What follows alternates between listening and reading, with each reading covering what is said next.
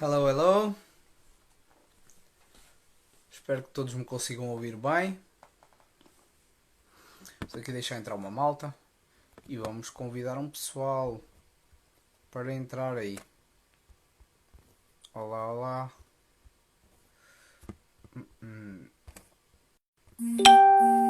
Ok. Vamos ver quem entra aí.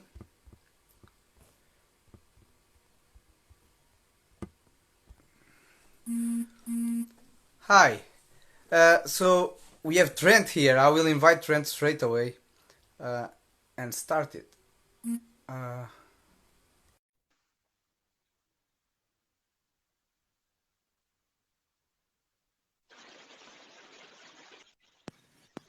It's working Hello. okay? Yes, yes. Can you hear me? I can hear you perfectly. All right. So we have great guys here. Mark Upton from the Royal Marines. We had him 2 days ago. Awesome player is there. All right. So Trent, how are you? I'm great. Thanks for having me, man. This is my first Instagram live shared screen. So what an honor, man. Thanks so much. No, no, no. What an honor for us. You are. So I told everybody. Everybody knows you. And as you know, I've texted you for the last weeks a lot of times about back 37s, and because everybody now is seeking for your website and your product. So it's really good to have you here and speak about your career, but also your shop, because you are one of the more important than buying instruments, and that's why I'm recommending you to the big guys. It's not just the people that have the good instruments; it's people that you can trust to say, Thank no, you. this horn is good. This horn can go, because I Yeah, bought a few bad vintage horns in the past, and I know you have the quality there. So well, I appreciate that, and I want to just say hello to everybody out there. And like I said, please forgive. I have all this fancy tech. This is just my cell phone, so like I was trying before. I was like, okay, what if I plug this microphone into my cell phone? And but then forget it. I have That's all right. I have a home studio where it has all my good gear, but of course I didn't bring it to the shop today. But either way, thank you for that comment. I think one of the things that we pride ourselves on at our shop is that feeling that just like this, that you can have a relaxed, positive experience with, and if we we want people to trust us. I mean, it's one of those things that I was fortunate to work at a great music store when I was in college, Osmond Music, which is a great store, and they taught me so much. And then I went and played and toured, and I got sick of living in a suitcase. If you play, it's the same thing. You're always traveling and going, and you're never home and spending time with people that you want to spend time with. So I've always been a gearhead and a geek when it comes to this stuff. So I was like, we might as well just start, like having, stuff, Yeah. and one thing led to another. I was an endorsing artist for Adams, and I worked a trade show for them, and we sold a bunch of horns, and they're like, wow, you're really good at this. And I was like, your horns are really good. So, but yeah. I think I have the opportunity to walk you around the shop later if that's something that we want to do. But otherwise, I mean, Yeah. this time's Yeah. for everybody. And All right. So this channel is especially for the Portuguese people, to yes, bring the outside of the world to Portugal, because unfortunately is no much opportunities in Portugal yet. So I'm playing in England, but I'm right, Portuguese. So yes, yeah, and in Portugal there are no vintage horns, at least in good condition and at least in at a good price. So it's and feel really free to important for everyone to know you. yeah, please feel free to translate anything I say and speak in Portuguese. Please, Yeah, for the people that are here. So yeah, they know English, almost all of them, so it's good. yeah. But they all are interested in vintage horns. Is a new Carl is here. Hey, Carl, Carl. Carl, The master. Shoggle room's up a ways. So, but it's He running just low. We sent need to order more. Ooh, he what do you just sent play? me the James Morrison now. He sent to Oh, me last week. it's a great So trumpet. Oh That man, is a great I've trumpet. never played nothing like this. Nothing. Nothing. Super easy. Super Yes. easy. Very clean. Like the slots are very, very clean. You feel very secure on that horn. And I think the intervals are really close as well, which is Yeah. awesome. The notes are really all together. So I have my brother Marco here, sorry Trent, which Yes. is my partner on, you just put a like on his video on my Facebook a Oh, few minutes that ago. was a great clip. He's the Play a first, Mahler on B flat, right? he's a Shagel artist as well, and he's, oh, Luis, sorry. He's the first Yeah. trumpet, the principal trumpet of the Constance Orchestra in Germany, right? Oh, okay. He will do half of this interview because he was supposed to be here as a surprise for you and for him, but Oh, something happened. Yeah, something happened, and he didn't take the time, but he will come in. All right, amazing. Trent, first, Yes, now sir. let's talk about you as a player. You are a master, and that's Oh, it. thank you. You are. And how did you start on the trumpet? Straight on the jazz, straight on the trumpet. How did all that start? It's funny you say that. My first trumpet teacher, I never practiced when I was young. My first trumpet teacher said to me one day, he goes, you're not a trumpet player, you're a trumpet owner. You just own the trumpet. So when I Wow. opened my shop, like 5 years ago or something, I took a video and I walked around my shop and he's like, I was right, because we have hundreds of horns here. So it's like, I actually started on the baritone, the baritone horn. Yeah. But yeah, we couldn't afford a trumpet, my family. So we started on the baritone because the school gave us that instrument. And I played it for maybe 6 months, and then I stopped because of two reasons. One, I'd take the bus to go to school, and the baritone would sit next to me. So I couldn't sit with any of my friends. So that's the first reason. And then the second reason is it had on the case, it was so old, it had all a bunch of duct tape all over it. Tape, the case was beat to, and everybody was like picking at me. And so I went to band one day. I was like, I don't want to do this. I want to play something else. And they go, well, we have this old cornet that you can play. So I played that for a while, and then I worked a job all summer mowing lawns and to buy my first trumpet, which of course, my first good trumpet was a Mount Vernon. I didn't know. I mean, this was a long time ago. I'm pretty old, not that old, but well, old enough. But that first horn was so good, and I didn't realize how good it was. But of course, so. But Yes. yeah, and I studied like everybody else studied. I mean, I was very fortunate. I grew up in a very small state. If you look at the United States, and you look at the top of the right, it's a state called Maine, known primarily for their lobster, of course. And my grandfather, who's 95, still is a lobster man. So pretty amazing. So I grew up in a very, very rural, like country area, not many cities, but I had two amazing trumpet teachers when I was young. One who played in Las Vegas for many, many years. He played with Frank Sinatra Jr. and with Frank Sr., actually, lead trumpet. And then another who was just my band director, who was an incredible trumpet player. And he had a silver trumpet. And I remember seeing him play, and he had that shiny silver trumpet. And it was like, Exactly. so, it was like they put up with me. But I did all the same things that everybody else does. Arbonne, Clark, those two big ones, of course, Arbonne and Clark. And then I was fortunate to go to the Maine Jazz Camp, which, again, a small state, but people would go to, a lot of really high-end trumpet players would go there to vacation, the teachers. And my first two trumpet teachers, other than my band directors, were the Finley brothers, Bob and Chuck Finley. Wow. Not bad. Okay. Not bad at all. I was 12 years old, and I'm taking trumpet lessons with Chuck Finley, right? Wow. Forget it. And they set me up with Caruso, the Caruso method.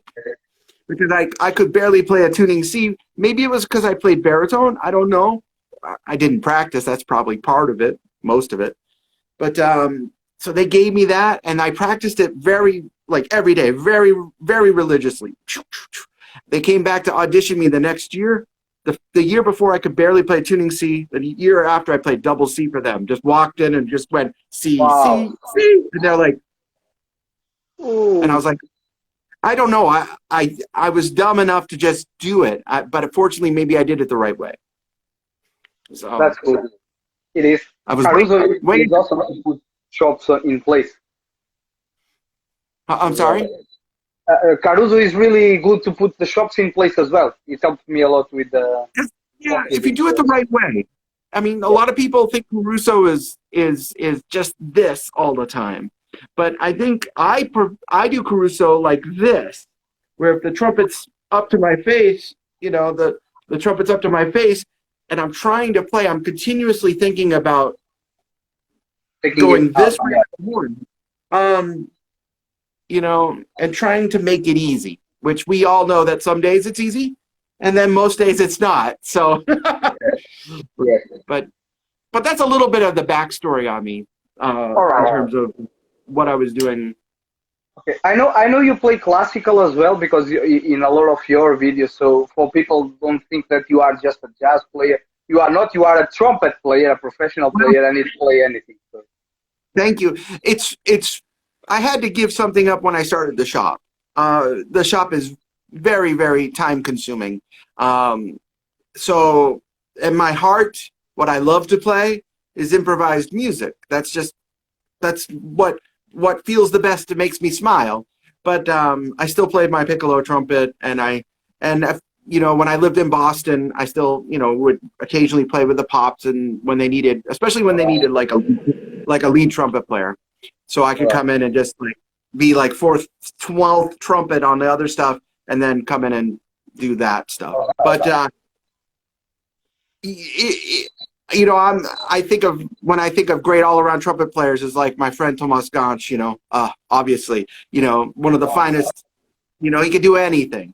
So he's a trumpet player. I'm a jazz musician who sometimes owns a trumpet, back to that first story, but yeah, it's too hard if I quit my job, which is this, maybe I would go back, but I pick up a horn and I play because I love to play now. And Yeah. I tell any professional player that's one of the reasons I opened my shop is because there was a point in time where I wasn't enjoying playing. I was not happy. And in fact, it was a gig with Tomas. We were doing a 2-trumpet gig, and he said to me, he goes, "What's wrong with you?" And I said, I just don't know if I want to do this because there's so much stress from life. I mean, we're all in a stressful time now, so it's kind of appropriate. And he goes, "Don't you remember how much fun it was when you were a kid?" He said that to me. And as soon as he said that, Yes. Yes. so I only play stuff that I really, really, truly love to play. I don't know. I don't know if it would be something like, if I gave up my shop, maybe I would go back to like, picking up the C trumpet and playing my Baroque trumpet again, which is stuff I used to do, but I don't do anymore. Yes. We have a Grammy winner, Latin Grammy winner, Paul Viveiro here, Brazilian, great monster, great player. Monster. So Trent, it's something that I admire about you, and I want to ask you because I know it makes a lot of people confused, and they ask me about this when I speak about you sometimes. How can you play? And I know you can because you practice a lot, and you did in the past. But how can you take any mouthpiece, any horn, and you play the same? Because most people, if they change, they are done. It's funny you say that because it's your timing is impeccable because today on our YouTube channel we're starting to launch, like I'm doing overview videos, demonstration videos on every single mouthpiece we make, which it's going to take forever. But like I play my mouthpiece I play right now is like it's like a bigger 1.5 C. But then I'm trying, even this morning I was trying to play on these tiny mouthpieces and I'm like, oh. And my assistant Kyle, who's an incredible trumpet player himself, he goes, "Dude, how could you do that?" I don't know. The easy answer is you want to think about it as like maybe as like a golfer thinks about their club, if you have a driver, a 10.5-degree driver, and then you think about a lob wedge, you might the same motion is similar, but the concept in the head has to change a little bit. Like you're not going to bash a lob wedge as hard as you can. So if you're playing, like, hold on, let me show you. I have a couple mouthpieces here, but like, and I think this will be a good demonstration. Like, that's my mouthpiece, and it's like a 1.5C. It's not. I mean, it's hard to see because it's clear because I'm allergic to silver and gold. And this was Cat Anderson's. That's Cat Anderson's mouthpiece. You know, from the Ellington band. So let me see if I could do both of them. It's kind of. It's super small. It's like ridiculously small. So this mouthpiece, if I put it, obviously this is a cell phone, so it won't sound that good. I apologize. But as I begin to lose everything on my table here. So let me do this. Hold on. No worries about that kind of things. It's normal in this Instagram. That's a normal sound. This thing sounds like someone's like getting run over by a tractor trailer. Like it's very like aggressive and brittle. But this mouthpiece is tiny, so you can't approach it the same way you approach your normal mouthpiece. That's kind of one of the reasons I got into the business, is trying to experiment with a whole bunch of different designs. And like vintage, I really liked vintage designs. Like this mouthpiece right here. Oh, I knew that was going to happen, but I caught you. Hello! Extreme close-up. Sorry about that. Let's try that again. This mouthpiece was Louis Armstrong's mouthpiece. So I made it in the shape, and it's got a double cup. I don't know if you could see it. Let me see if I can get that closer to you. Sorry, Trent, just a little question first. Do you sell that mouthpiece? We don't sell this because this one has the Armstrong estate has an agreement with another mouthpiece maker. I just made this to make it for my friend who lent me the original. But it's very cool, and if you play it, you kind of get that vibe. But one of the things I love doing is figuring out what makes what work. I know that's kind of a weird answer to your question and very long, but one of the things that and it's the same with the trumpets, to be honest. If somebody calls me and says, hey, what does a James Morrison Shaw play like? I can give them an opinion that I would trust. Or if they say, what does the Adams E-flat trumpet play? Now, I'm not really a great classical player by any stretch of the imagination, but I can say, okay, compared to a Schilke or a Stomby, it does this and this and this. I don't know if that was a long-winded answer. I'm sorry. No, it's not. And this is exactly why I wanted so much to interview you, because it's a lot of wrong information online at the moment, and you know that on the groups. And every time someone asks something, most of the times on the groups, I try to tag you there because I know what you're gonna say. And it's really dangerous because I see a lot of people trying to pull products. They are not. I cannot recommend a mouthpiece for you if I don't know you. If I don't know exactly. And it's still, to be honest, we do this, and we have a dedicated mouthpiece consultant who talks to people on the phone. It's still quite a challenge to do it even in a distance way. Because I mean, the best person who's going to give the best advice is their teacher, is always the teacher. Because the teacher knows how you play, knows how things are going, knows where you've been, and thinks they know where you're going. But it is a bit of a turbulent time in terms of the music industry, in terms of what I do, because there's a lot of stuff that is being made that maybe it's not made at the best place. It's not using the best facilities, or maybe it's not. We have this, Nike coined this term, and it's called perceived value. Perceived value. Like, that's one of the reasons. You play that Shoggle trumpet is an incredible trumpet. And it's actually really fairly priced for what it is. Now, Yeah. the rotaries get really expensive, but they're still works of art. This horn, the Adams horn that I play, is very fairly priced, and it's all handmade. The thing about some companies, they say these are the best things ever, and I know where they get their parts. I know what they're putting in towards monetary value, and it hurts me. But I can't go, and I'm not going to tell them. You know, it's their own business. If that's the way they want, if that's the way they want to be, congratulations. So, Yes. Well, I was I was in contact with China, with Yeah. a factory in China these last few days about valve oil and slide grease that I have my own brand now that I'm making, Yep. and they told me the secret of the brands they were doing on that factory. right. Most of the brands they told me it comes saying made in Japan, made in USA, but they are done Yeah. in that factory. So I will not say as well which one, but that's bad. That's bad. It is bad, and you know, and we sell horns that we have designed in China, and we tell people they are. We're pretty transparent about Exactly. it. But the other thing that we do, and we do this with every instrument that we go through every instrument before it's sold. We check we clean it, we align it, we change the gap if we need to. We do lots of things so you believe in it.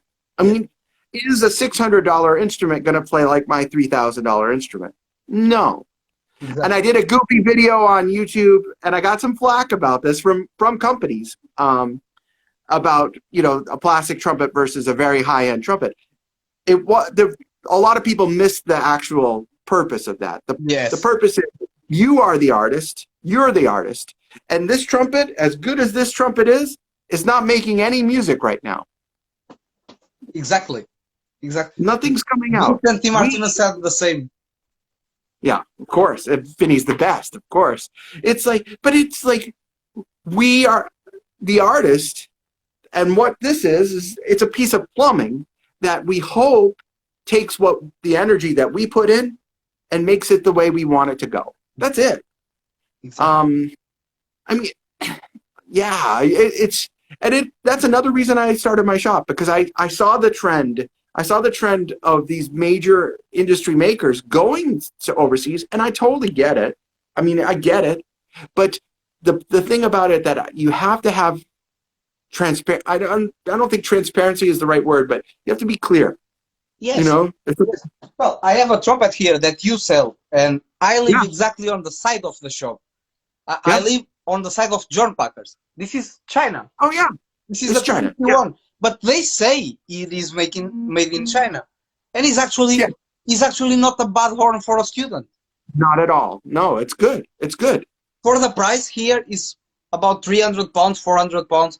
It's a nice horn. Okay. It's a nice horn. Yeah. In England. So, well, it's like mine, my Charger. Of course not. Not even Of close. course.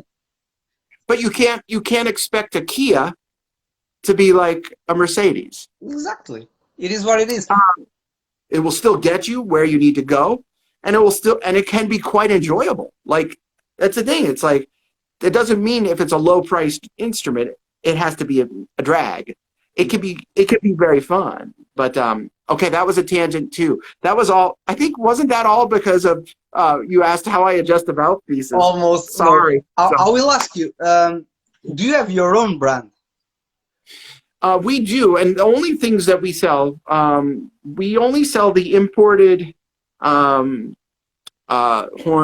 through our Chinese company. That then we get in and we literally rip them apart and fix a lot of the issues that the Chinese companies don't know about. And there's a reason for that. I kind of want to keep that information close. Like, but yes, we do that. We've been pretty fortunate to have some good collaborative, like, team efforts, obviously with Adams, Yes. of course. And then we have a horn. There's a great horn company down the street, literally down the street, 4 or 5 miles from us, BAC. And they make some beautiful handmade horns, And in this case, we do a collaborative where we actually supply them with an Adams valve block, and then they put their magic in their bell and their lead pipe, which are completely handmade. So we do have a few collaborative things like that. Yeah. But it's hard to beat the Adams, and it's hard to beat the Schagel. And we thought about it. We thought about going there, but one, I started making mouthpieces on a manual hand lathe, and I actually could show you. It's in my office. But it's not what I do, and it's not what I'm good at doing. I had to prove to myself that I could make my own mouthpieces on a CNC machine, which is a big CNC lathe. So I bought one, and I started learning. Terry Warburton came up and taught me. Terry and I are good friends. It got to the point where I just didn't enjoy it. I really didn't enjoy it. And Terry does some work for us. We have a couple other companies that do work for us making our mouthpieces. Yes. And I was like, they do a great job. Why should I change? When Terry's CNC broke, he called me and he goes, "What are you doing with your CNC?" And I was like, "Man, I knew I was moving from Boston to Kansas City and I didn't want to move it. So I had it on the market to sell. But the problem with machinery like that is I paid like $42,000 US for that machine." Don't go. Yeah. We wonder why mouthpieces are expensive. And that's just one machine. Exactly. Then you have to have many more to make a really good mouthpiece. But anyways, I said to him, I had put it up on the marketplace for $20,000. So think about it. It was brand new. Big loss. So he said, "I'll buy it from you." So we worked out a wonderful, transaction, and it's been perfect. That's a good thing. There's so many good people in this business that they'll do anything for you. Carl is one. Neil Adams is one. Franz Swinkels, who is the president of Adams Corporation. They've done so much more for me than I can ever repay them. That's why I play their instrument. But yeah. I mean, it's crazy to think about. Like, I'm just like, yeah, I'm gonna buy a CNC, and I pay cash. I don't have credit. Everything you see in the shop, I've paid for. So, which is important. It's just like living in life. When this hit, and I know, how long have you been confined? I mean, when's the last gig you played? For me, 3 months ago, almost. Yeah, it's terrible for all of us. It's awful. So I'm fortunate for that fact that I didn't have, big creditors coming and saying, "Hey, you got all this stuff and you got to start paying." Yes. So it's and in America it's bad, of course. Where we are, we're in the middle of America. It's okay, but we couldn't come to the shop for 2 months. So, but as well, yeah. But people were cool. People were like, and that meant everything though. That means everything. So like getting our shipments in from overseas. Nope. Yes. We had some stuff shipped to our houses. It was a mess, but we're fine. The biggest thing like we're doing now is that maybe what's happened, which is cool, is that we've been able to provide a lot more information to people. Like, you're doing these great chats and people can listen and enjoy and get inspired and realize that, you're not alone. Even if you're in your house, you're not alone. Just reach out. This thing that I'm talking into is like, it's ridiculously amazing and super advanced. Use it to your benefit. Like, I recently decided that I wasn't going to answer, because we do worldwide business. We do business all through the world. Very fortunate, but people would call me at 3 a.m. at 4 a.m. But because it's 10 a.m. for them or 11 a.m. Yes, so, I know. Yeah. So one thing I forced myself to start doing is turning off a lot of apps, like my email app and like my certain apps that I can turn off at, I don't know, 8 p.m. my time. And that allows me to have family time. Exactly. It allows me to get a little extra practicing in. I also have a dedicated morning time that I do the same thing. And I've moved my emails, and we get an amazing amount of email. Again, these are good problems to have. Yes. Great problems to have. I've moved my emails to 2 hours a day, or 2.5 hours technically. So I email between this time and this time. And All I right. scheduled them to go out and arrive at certain times. I don't know. We'll see if people get mad. I mean, one of the things that I tried when I first started was to be like, someone email me, and I emailed back in 18 seconds. Well, yes. Yes. That's like playing a solo and just grabbing your horn and playing and not thinking about anything that you're doing. Exactly. It's Exactly. the same problem. We have to sit, think, and comprehend and put something out. It's one of the reasons I love improvising, because it's a lot faster. That whole process is like Yes. it's like really fast. So, but it's that whole thing of trying to decide, and this is hard for people, especially who are now at home. Like my wife is telecommuting now. She can't go into work Yes. still. And it's one of those things that she's good at doing that I'm not so good. But she hits her time when her time's done and she turns it off. And I was like, how do you do that? She's like, you just, so, but again, those are great problems to have. I'm so fortunate for those problems, but that every problem has a solution. It's just like playing. Yes. It's just like playing. You have to decide, the quality of what your life is going to be. And when I started this company, there were days I would do 21 hours a day. And none, and zero on the horn. So my trumpet playing went, it was terrible, Now it's not as many, thankfully. I have a great staff, amazing employees who deal with me. I don't know how they deal with me, but they do. And I have a lot more of an idea of the process that's involved. It's just like playing. When we start out, how on earth did we survive when we were first playing the trumpet? When the sounds that were coming out of our horn, oh my gosh, too many mouthpieces. I don't even know what I do with my regular mouthpiece. That's why I meant when I asked you. Exactly. I'll put Lewis, but that stuff, But then I had Clark Terry told me a story of a trumpet player in St. Louis, and watch this.